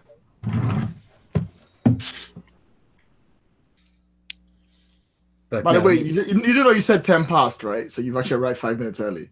Yeah, I'm back. So given I'm back, I thought I may as well drink tea and look fabulous. Well, drink Pepsi Max and look very dishevelled and unshaved. But thank you. I appreciate the compliment. That wasn't okay. Never mind. It's fine. Pepsi Max. I didn't even know they still made that. Oh, it's that's the extra caffeine or whatever, right? No, that's the sugar-free one. That is a diet. Because Diet Coke is what did that to me. Oh my gosh! What happened to your hand? I've got. Also, I remember how we met. By the way, I remember it now. I know what plotline we met. By the way, Lloyd and I have actually met at a LARP game. Okay. So, we didn't realize at the time, but no, I burnt my hands when I was in university. I had a little bit of psoriasis, but the damage I did basically caused my psoriasis to spread, and Oh wow! so I've had that for about 20 years now. Holy wait, smokes. you burnt your hand? Yeah. On coke? Well, I was doing an experiment with Diet Coke. Okay. I was doing analytical chemistry as my degree, and I basically was doing a analysis of the sweeteners used in diet drinks as part of an experiment, and yeah, a long time ago. Crazy. Although I have heard somebody say that you can like degrease an engine with Coca-Cola, so You can clean jewelry with it. That's what makes it so good. You can also use it to tenderize steak. There's a local recipe in my town, which I don't know. I don't know if this is something to be proud of, but they take the weirdest processed ham. It's like called chopped ham. And then they make a barbecue out of it by like throwing it in a pot with basically jelly and Coca-Cola. And it's delicious. It's a disgusting, horrible idea, but it's delicious. There's probably more to it than that, but maybe it's ketchup and Coca-Cola. Are you from one of the Carolinas? Pittsburgh. Oh, okay. Yeah. Which is, basically just northern South Carolina. I was going to say, I thought Pittsburgh was Pennsylvania, isn't it? It is. Yes, yeah. it is. Yeah. That's fine. I've been following the special election there, so. Have you? Okay. Rachel Maddow is basically one of my early morning things to listen to on the way into work, because we don't really get the similar sort of shows over here. Okay. And American politics is, as much as someone who's living through Brexit, American politics is one of the areas where I can go, oh well, at least we're not them at the moment. Oh, I only cry a little bit. That makes me so sad. Yeah, my wife was up in the morning telling me that they still hadn't finished tabulating the votes, but I don't know. I mean, like, this is people from like our area actually like got up to go vote, and the people at the polls were like, you understand you're not in this district, right? What are you doing here? But I mean, it's just so charged because of like the makeup of the district and the potential upset and all that stuff. Yeah. Do you know if it actually finished over 0.5% to avoid the recount? That I don't know. Basically, I went to work, came home, picked up my kids, went to fish fry, came home, and turned this on. So.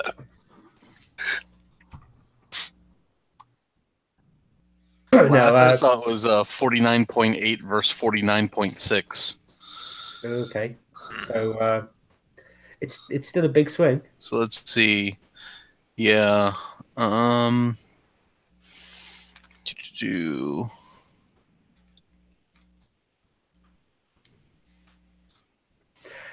suddenly everything's got very serious. Yeah, he won by 627 votes. Wow. And it's still the 0.2, so they could do a recount. Yeah. This is the shit you watch the Gauntlet Hangouts for, baby. Live vote. None of this like inclusive gaming shit. Get out of here. Let's see some live broadcast up and now. You can cut this bit, right? Yeah. You can shorten the video and remove it. What I'll do is I'll actually do a fade out and then put a title card in, and then some time passed. Like a SpongeBob 500 years later. Okay, so is everyone ready? Should we step back in?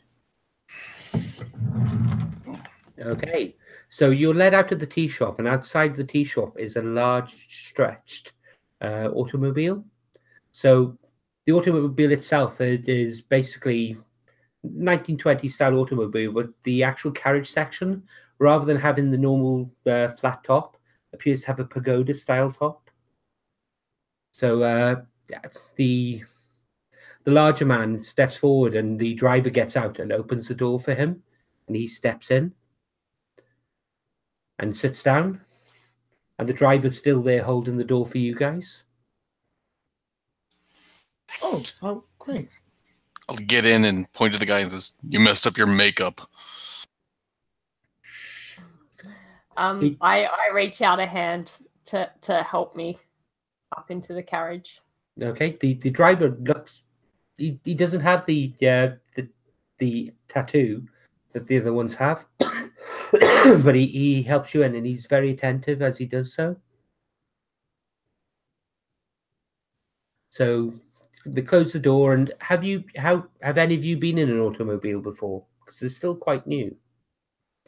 I probably have, due to who I am. Okay. I would say no. I would say no. Okay, so the car kicks up, and it shakes for a few moments as the engine kicks in, and there's a sudden sensation of movement as you start moving down the narrow streets. Now, the streets of the city wasn't designed with motor vehicles in mind. In many ways, it's like a European city in that regard. There are no long straight lines. There's always twisting roads and unseen turns ahead. So the journey isn't the most pleasant. So as you go round, you're constantly being thrown around a little bit. The roads themselves are pitted, and they're not very well maintained. Obviously, the Mandarin who's in charge of public roadways hasn't been doing their job, and every cobblestone you feel as it runs through you, because these are old 1920s style cars, and the suspension isn't necessarily something they've invented yet. What evil spirit has possessed this vehicle? Why are we being tortured in such a way? I thought we were going to be shown respect. It's the way forward in technology. Indeed, and the fire shaper is there being thrown as well. Would anyone like a drink to settle their stomach while we make our way to Cinder Hill? And he reaches in and brings out a big bottle of brandy and opens it up and takes out a glass and pours some for himself. He passes the bottle over to Haru. That can't be anything but a good idea. I look at you and nod. I'll take a cup. Okay. And it's a very, very dodgy journey. So one of these days, remind me to look into creating things to make this easier. So as you leave the district of the Fallen Stars, you move into you look out of the windows, and the architecture changes distinctly. I wouldn't say it so much as the buildings here look older, and they look much more run down. But as you look out into the street, you can see that there are lots and lots of people on the street, and they don't necessarily look in a good way. The car slows down as it gets to crowded junctions, and it honks its horn, and the people make the way, and it drives through. And eventually it comes to a stop outside of a large neon sign. And at this point, the sun is actually dropping down. The sign is of a dragon thrashing. It's a large red dragon. And it goes, and it does a bzzzt, bzzzt, bzzzt, as it goes through. And the sign does say, the Dancing Dragon. There's officer security outside. One of the bouncers walks up to the door and holds it open. And the large fire shaper steps out. and then holds his hand out for Haruko. Kanako, sorry, I do apologize. I'm substituting names for the characters for the L5R game I played for 3 years. All good. Kanako gratefully takes the hand and wobbly steps out of the car, still shaking from the journey, and is feeling a little bit queasy. Okay. He leads you to the doorway, and you see that the actual security here are apart in the crowds, the people trying to get in.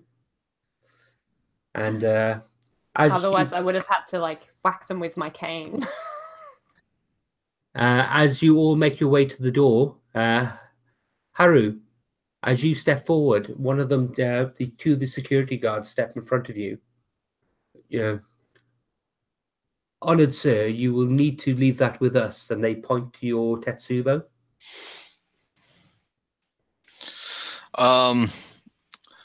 At the moment, Haru is probably just too busy just being thankful that he's back on solid ground. Just, oh, thank you. And he'll just hold it up for them. And they reach up to take it, and as you leave go, they and there's the comical moment of them actually trying to keep their balance, and then both of them go down backwards with it on top of them. It's a little heavy. And the camera watches you move into the actual nightclub itself, and then cuts down to them, and there's a "Help me" from one of them. And as you step into the nightclub, have you seen Black Panther?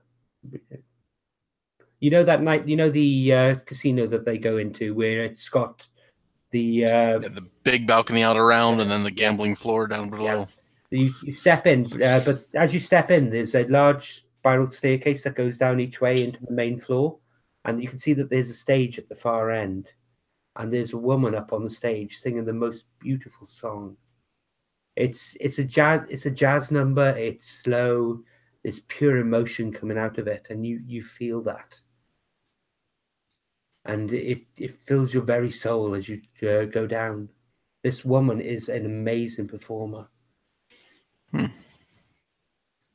And the guards lead you down and lead you up to a table sat right at the front.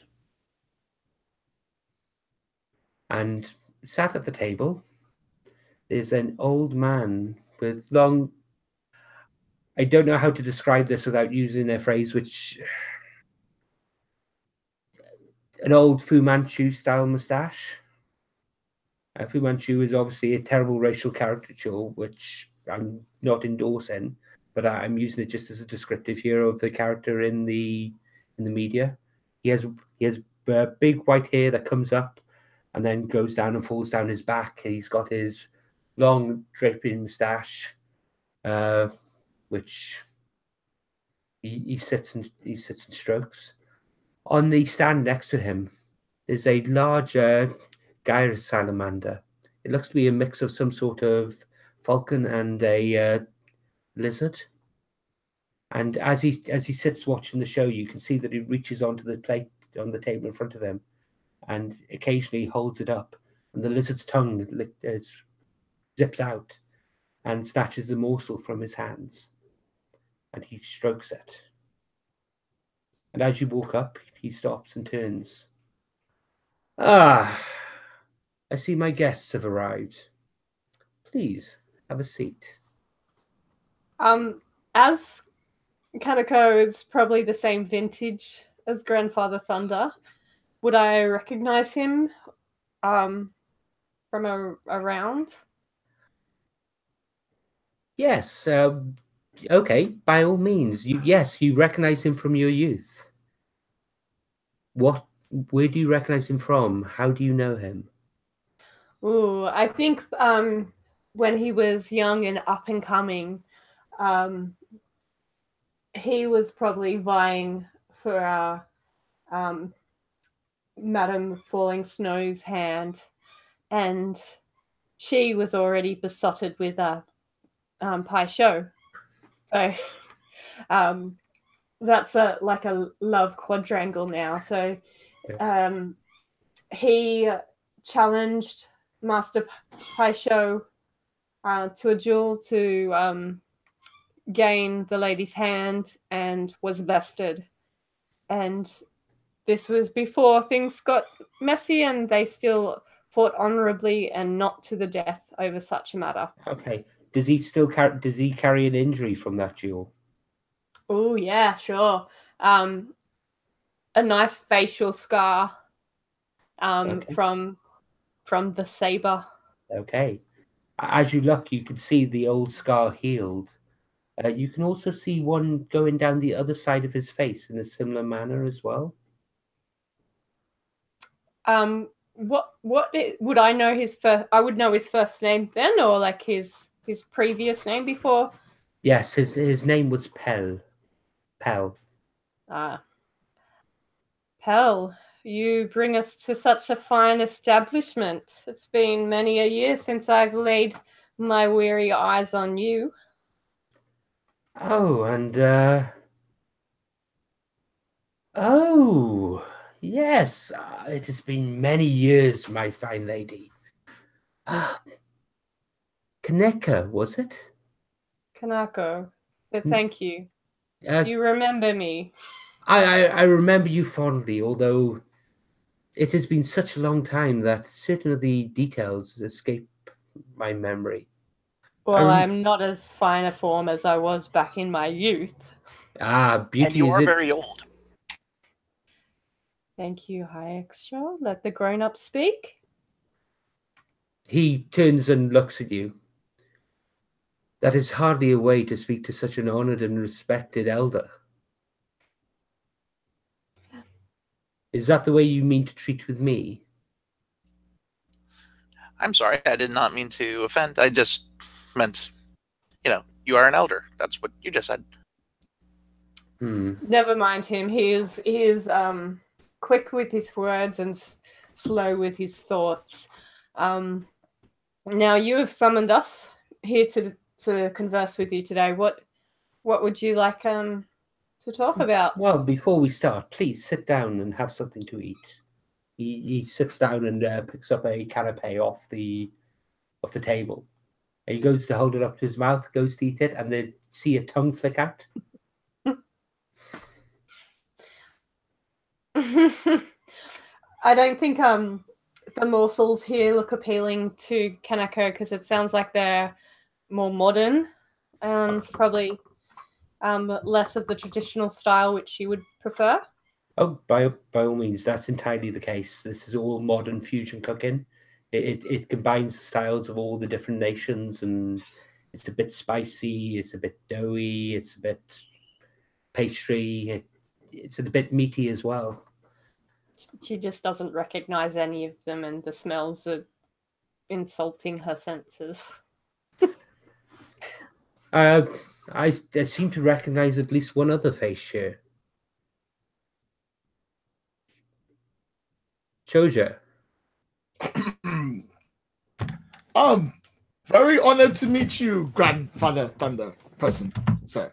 It is a pleasure to meet you again. I've been keeping track of your studies. What, really? You paid attention to my work? I've paid attention to your work, yes. Especially your paper on the geomancy of rock formations. Yes, I mostly based it because I started trying to study earthbending and all of its techniques and how it usually also concentrates in the seismic activity of the earth and how it rotates along a certain axis, not how the water's going around. I mean, I can't believe someone's actually interested in something like that. That's crazy. I'm losing focus. I'm in the middle of a place I could possibly die. I need to focus. Oh, you will not die here. I've promised that I will not order any harm to come to you. Oh. Thank you. No, really, I should pay attention to my work? Yes.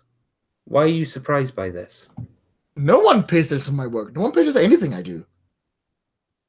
People with specific interests pay attention to those who share those interests. Oh. I'll be happy to talk about it later if you like, if it's okay with the rest of you guys. Indeed. I mean, since we started having I look at Haru's face. I'm like, no, I'm not. Never mind. Okay, it's all good. Nope. It's all right. Maybe later. Indeed, since we started having the earthquakes, it's something I've paid close attention to. You know, it's really funny about that. Distracting. Sorry. We're here for a different matter. I'll gladly talk. Actually, you know, quick question. Do you know those things aren't real? Those are fake. Those aren't real earthquakes. Don't know why. Oh, sorry. He stops looking up at the actual the singer on the stage. Sorry, what a fake? Don't worry about it. I'm sure it's not important. More importantly, I'm here to find my brother. Yes. Do you know where your brother is? No. Do you? I find that a difficult question to answer. Is that because you have sworn not to answer it? It is because it is not an answer that is very straightforward. A simple yes or no doesn't really suffice in this instance. All right. How would you answer it if you could answer it?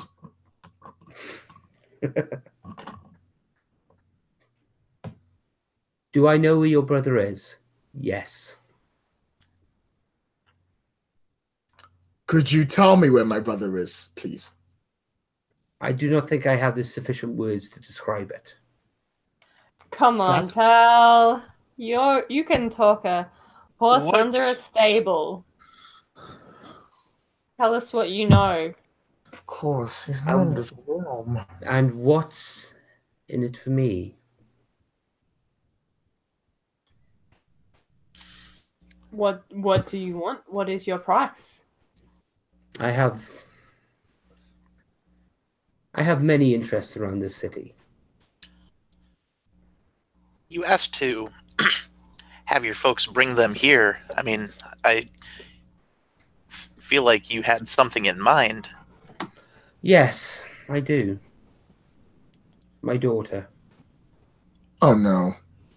Tell me it's not the one called Mei Ling. Do you have like a nicer one called Susan? It is Mei Ling.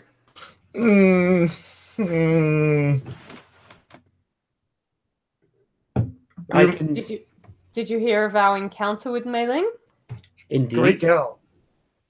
I also had a visit from Mandarin Way. Great guy. You guys are close, I assume. No, we are not. Just your daughter and he. No. A difficult question to answer. It is many layers. He is close to my daughter, but only in the physical sense. But also in a sense that sees her evade the laws of this land. The laws of this land, but not other laws. What exactly do you want us to do with your daughter? Well, she's not married yet. And he will burst out laughing as soon as you react like that.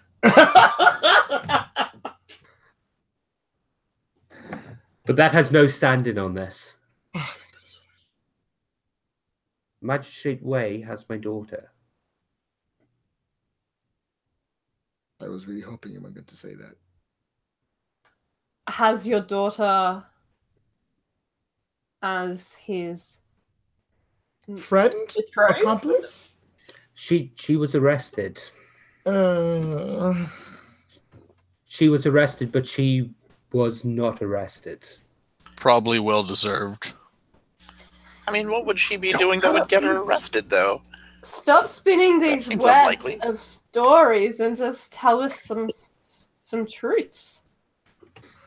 Magistrate Way has been buying up a lot of land within Cinder Hill and the district of Fallen Stars. An awful lot of land. Many shops, many tea houses, many businesses he now owns outright. He started doing this around about 4 years ago. and gradually his influence has been growing greater. He has started evicting my people from the only homes they have. I'm sure you're aware of the refugees that line our streets. Yes. There was a great tragedy in the city of Eugene. There are very few people who will look out for Fire Nation refugees. There is, in fact, one organization alone in the city that has devoted themselves to protecting the refugees. That wouldn't happen to be your organization. That would be the Rolling Thunder. Indeed. Triad. You forgot that part. Yes, and it is not something that I am... It is not something that I dislike. I am what I am. I have made a future for my people. And the whole point of this was to secure the future of my people. Caring for refugees is an admirable course to take. But why am I seeing such violence from your kin? My daughter is a violent person. She has yet to learn restraint. What do you know of the fateful incident down at the 7-Star Dojo? Master Pai Show, had come to myself to discuss a matter with Magistrate Wei. Magistrate Wei had tried to buy the dojo. Does Magistrate Wei have any ability to summon dangerous spirits? Not that I'm aware of. He has certainly not said that he is a shaper of any form, but he would hardly announce it. I'm sure that he could have fought someone to do the shaping for him if it was his will. Mind if I interrupt slightly for a few questions? Yes, by all means. Just two. You were around 5 years ago when the Great Spirit was slain by my brother Paisho. Yes. Could you tell me more about that? A great spirit of fire rose up amongst the city itself. Cinder Hill has always had fires going somewhere. We are a nation of fire shapers, if nothing else.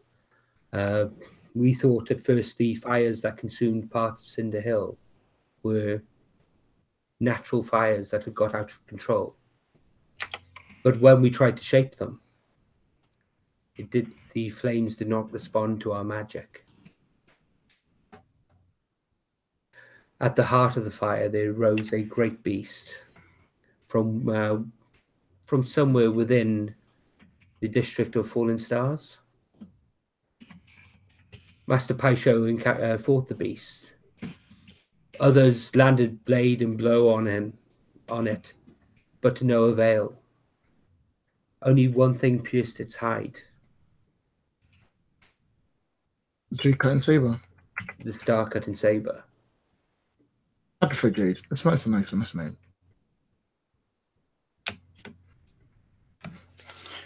So he slew the beast 5 years ago. Yes. And from all the damages, that's when what's called Mandarin Wei started buying up the land. That's right, yes. And then Magistrate Wei wanted to buy up the land for the dojo, but he couldn't do it because I take it my brother was not going to sell our family home. That's correct. And then a fire mysteriously happens exactly there, killing all of his students. All but one who is missing. What do you know of her? She is trouble. Your daughter is trouble. Yes, and she is very much like my daughter. Do not take me wrong, she is not my daughter. I have had many children over the years, but I take pride in the fact I know each and every single one of them. Admirable again. Oh, no. Has Sorry, go ahead, dear lady. Has she left any trails of destruction of late? Several of the deputies of the magistrates of Magistrate Way have vanished over the last few weeks. I suspect that is her. With the corruption in their office, it sounds like she's doing good. Indeed, but even we do not descend to disappearances, despite what my daughter may have told you. Everything is in balance here. So, am I right in detecting a dislike of the going-ons of Mandarin Way? Mandarin Way and I, myself, would be at war, were we in earlier times. Would you see some interest in aiding us in our quest to find your previous rival, Pai Shou? I could be convinced, but my daughter must be freed from Way first. That is not quite true. You must swear to free my daughter from Magistrate Way before I will assist you. What counts as freed? She is currently held prisoner. Preferably in a jail, right? She's in jail. That's bloody easier. I mean, we got a lawyer. No, she has been arrested, but there are no official records of the arrest. I was hoping for those. I was also under the idea that Mandarin Wei and Mei Ling were having some sort of affair. Maybe she's there of her own will. That I cannot answer to. That is a difficult question. Will you hold our oath adhered to if she chooses to stay and we get the word to you of what her will is? I would hope that she would obey her father in this matter. Obeying in the realms of love, you don't listen to your father. She does not seem to be the obeying type to begin with. She has a short temper. I had a short temper. Master Pai Shou at one point had a short temper. I agree on that one. So, I would ask for an oath to free my daughter from Magistrate Way. If you give me that, then I will help you in your quest to find my former adversary. Friends? I look at the rest of the guys and I look over and I go, I'll free your daughter from Master of what's called Mandarin Way. I will be with Soja on his quest. And I'll use any means necessary. As long as she's not there of her own accord, I will help.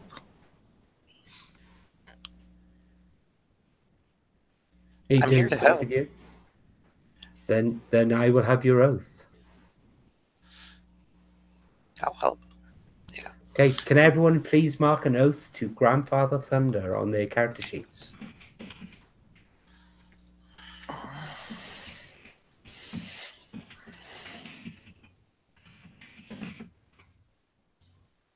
Boom, done. I need more oaths. I only have 3. Okay, he stands up and he says, in which case then, please follow me. And he walks down to the stage door that actually takes you back behind the stage. Ooh. As he walks behind the stage, and you follow, you see that something flies actually over the stage, and there's a screech from the singer who's on stage as the guy salamander actually flies through and lands on his shoulder. There were easy ways to trap me. No, don't worry about it. And this guy salamander, as he's walking past, there's people backstage getting ready. You can see that there's some people actually having dinner, and literally as it's going past, there's people bringing noodles to the mouth. Tongue goes out and whips them away, and he leads you back to the storeroom, which he opens, and inside you can see that it's actually done up as a very basic bedroom. There's a futon on the floor, and he walks over to it, and there's a figure on the futon. His body isn't moving. His eyes are rolled back in his head. And there is Master Paisho.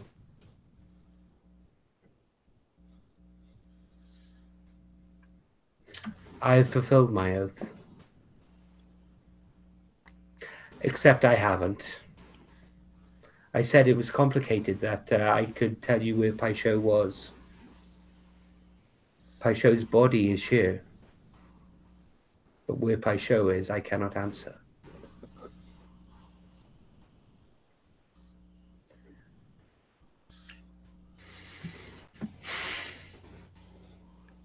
Does he look injured, or does he look like he's doing what Kanako was doing? As you look down, you can see that there are actually injuries on his body, but they look old, but they don't look like they've healed.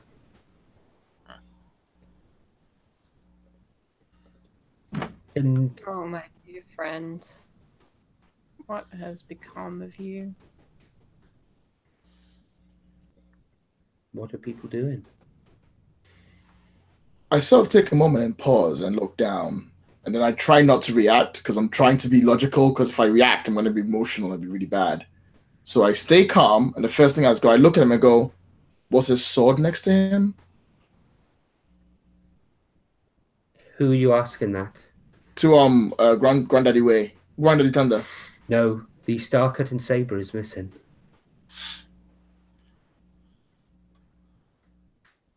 He will not likely need it where he is now. This is beyond the talents of my friends here, but it is something I can help. Maybe you three could see to Mailing's release, and I will see to Bless you. Master Paisho's return. I look at Kanako and I'll give her a short bow. Then I'll turn towards Granddaddy Thunder and I go, the guard who let us in, the one with the tattoo on his face, where is he? Can I speak to him quickly? The one who I sent to collect you. Yes. Bele, I will summon him. Thank you. Grandfather, I'm curious. Just because I'm not good at understanding things. You said that she was arrested? Yes. But did she do anything, or is this... Apparently she assaulted some people on a train. But, I mean, I don't know. It sounds like Mandarin Wei is more concerned about buying stuff and getting stuff. I mean, I guess he does his job too, but I mean, it just seems like it would probably have something to do more with you than it does with her doing something wrong. Yes, I would agree with that. He has obviously used this situation to arrest her, to hold her as a bargaining chip against me. So I cannot move against him.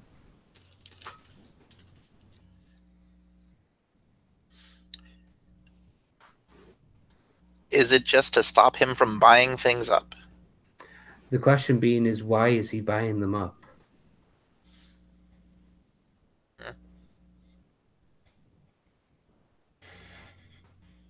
And why I'll be like, I have to go on, finish. No, please speak. I value your counsel, Soju. I'd say he only started buying things up when they suddenly became free when the fire spirit attacked. Yes. Which means that either he was taking a really massive opportunity, or he wants something specifically and he had a waste means of getting it, which would mean the spirit. Specifically, since we have it on good authority that a spirit was there when he burnt down, the spirit was responsible for burning down my dojo, just as he had asked if he could buy that, which is exactly the same. Now, the difference is that in this case, he ensured that Mike Paisho, who is capable of destroying spirits, wasn't awake at the time, which means he probably had to have some kind of help. What are you suggesting? I'm suggesting that someone is lying to me and I don't know who. Are you accusing me of lying? No, you have no reason to. You just want your daughter back. You might be omitting a truth, but that's not the same thing as lying. In your business, what you say can get you killed. And I'll give him a bow going no. But I do have a few questions I would like to ask. Kanako, I look at him and go, Flower Spring. She was one of his assistants, right? One of his favorites. Favorite students, yes. Yes. Which means she also had a mask, right? Indeed. Which she never took off? I am trying to recollect if would I have seen that at would I have recognized an individual's mask from the shrine? The question is, has she ever shown her face to anyone at all? There was one mask that that rested at the bottom of the shrine itself that was broken. So that means that no one can identify Flower Spring by her face. Which means she could be anyone. I just want to point I want to make sure about that we can't recognize her by looks. No, we can't. How would we know what she looks like? And Grandfather Thunder gasps as a jade blade protrudes from his chest. What? And we'll end the session there. Oh my goodness. I was just about to do my detective thing. Oh, man. You blown our minds twice in like the space of 10 minutes. I was so bad too. I was like, I think I've got it. No, I haven't. Okay, never mind. It's too late. I was too late.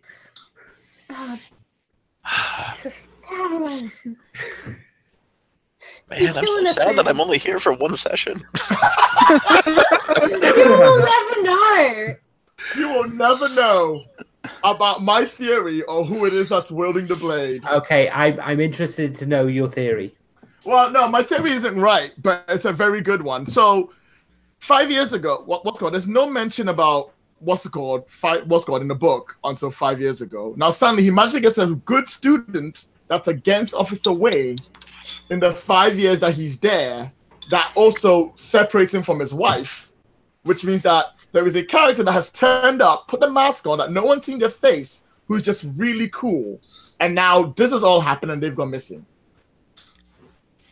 Which is a decent theory. It means that whoever was doing that is the person that's put him who's actually the person who's put him in that state. Now, my crazy theory, which is the crazy one, is that this is the one that's like doesn't make any sense whatsoever. There's no way it could be true.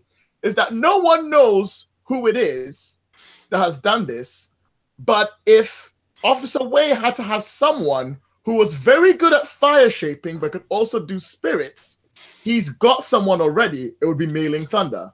Mailing Thunder puts the mask on, No one knows who she is, pretends to be this person for 5 years, gets in, gets the sword, gets technique, kills her dad, kills him, and she got both things going on for her. That's the crazier theory. Yeah, that is pretty crazy. I like the first part of that one, but I don't think she would kill her own dad. Yeah, I don't know about it either. But then again, if she has like the sword, if she was working with Wen or Wei all the time, or was against Wei, this is one way to get back at him. She'd go, well, I'm with this good guy, and I'll just kick these guys' ass. I wonder if there's like some sort of element of mind control. Throw mind control in there, and then it's believable. No, you can't just throw mind control. You can't just throw mind control in there. We have no variables. we don't want more variables. Mind control's another variable. You can't deal with that. Aliens. It's the CIA. Not saying it's aliens, but it's aliens. Aliens. Okay, so I'm going to stop the broadcast here. Go for it.